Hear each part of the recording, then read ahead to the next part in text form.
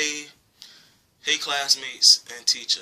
My name is Austin Bailey. This is my video discussion for Intro to Arts, and the instructor is Peggy Blood. My discussing question that I want to discuss is one from the beginning of the class. We was asking the discussion question, what is art? Well, my response to it was art is a depiction or illustration of everything in the universe at work as one. That is what I describe art as art. Well, what is art? My definition of what is art and stuff. I draw that from basically this anime that I watched called Full Metal Alchemist, basically explaining that all is one and one is all. Like, the universe is a system working together and stuff. It's crazy. I love Japanese art, Japanese animation and stuff. That's my love. But, through time, art has changed and became like many forms and stuff. Like, people consider a lot of things art over time. Like, in early history, like 30,000 BC, we talked about the paintings on the wall by cavemen. Like, how did they do this? Like, what made them sit there and play with colors and paint pictures on the wall and stuff? We talked about that in class. Like, we consider that art. Or during Mesopotamia, like the history of Atlantis and theories and creeds. I think that's what it's called. The theories and creeds, like they beautiful pictures of their cities and stuff, and like how they used art and so what they showed as art, like pictures of everybody in their society, like working and how it is and how they dress and stuff. We showed that as art, and then we went to the Egyptian times during the pharaohs and how they used art to sit there and show their pharaohs conquering lands, and how they use picture art as words like hieroglyphs to sit there and record history and tell stories of how they pharaoh ruled, like basically describing how, why they pharaoh was so good at that time. Like, we saw that in art. And then we moved to the Greek and Hellenistic period, started by King Arthur, and he sat there basically conquering lands, most of South Asia, the Persian Peninsula, some of India, like just sitting there conquering land and spreading Greek influences throughout the lands and stuff.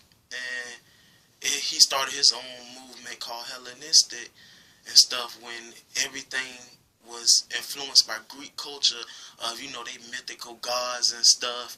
And it was funny, I actually read an article that they really hated the movie. People really, like serious artists and people that study, historians that study, art and culture and stuff, say they hated the movie 300 because they said that they made it seem like the Persians and Greeks and stuff was like two totally different cultures, like really different. But in actuality, the Persians and Greeks culture was very similar and stuff. The people's like very similar. The only thing probably was different was their religious beliefs, but they was like actually very similar, because when King Arthur was conquering all that Persian peninsula and stuff, he basically spread his culture, his Greek culture, to these people, that they start living similar lifestyle. We talked about that.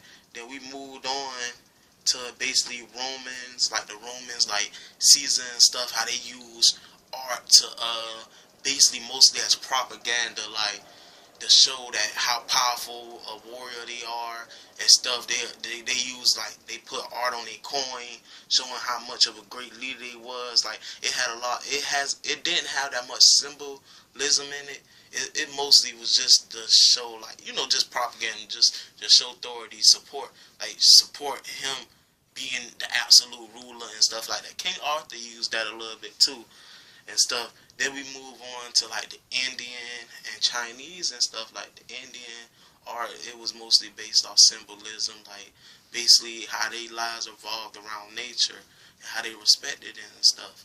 Like it was beautiful. It's more natural and stuff. They art really showed how they needed nature to survive, how they respected it deeply and everything. The Chinese art was mostly like it showed they old legends and stuff, like how stories basically was told and stuff, and how they respected these myths and mythological creatures like the dragon and stuff like that. And they didn't worship it, but they respected it in a sense and stuff. Then we get up up in time, like during the Middle Ages and Dark Ages time period, and that's when the church was mostly in rule and stuff, like after when Christianity was becoming a worldly religion and stuff. Mainly you see art, like what I read, everybody had their own thing talking about iconoclast, iconoclast, basically how they sat there and was fighting that they didn't want their religious figures depicted in any type of mortal form or anything. But basically, mainly religious art to me was just used to illustrate stories and spread their religion to illiterate people, because a lot of people back then didn't know how to read. You had to be rich to know how to read, and that's how it is. And then we get up to day and time and stuff. That actually the religious movement with art lasted for centuries. With Leonardo da Vinci and Van Gogh.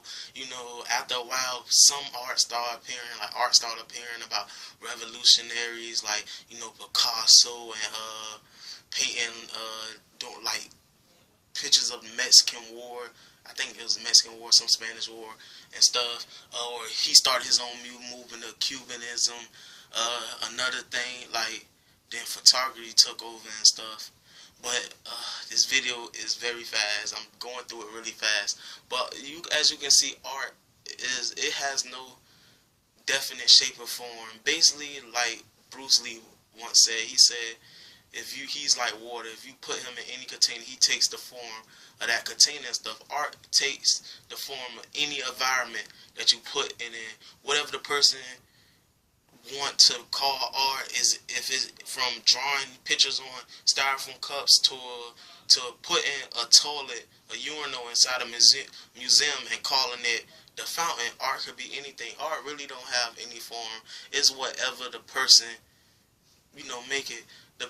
I read on this article that I cannot find the article I read it from, but this was like the best definition I saw personally to me to what is art. The guy said art is someone's attempt at immortality, and I could really feel where he is coming from with this definition that he gives, because art, we remember it through history and stuff, what somebody did. It's something that lasts forever, like through history, unless somebody destroys it and stuff. But hopefully people don't destroy it. But it's something people remember. If your art actually gets around to people, like, dang, that's good and stuff, and actually spark enlightenment inside somebody's head or ideas, you could actually say that you became immortal. You will be remembered in time. So, yeah, this is my brief discussion. We only had 8 minutes, so thank you. I hope this gets me an 8. But, alright then, y'all.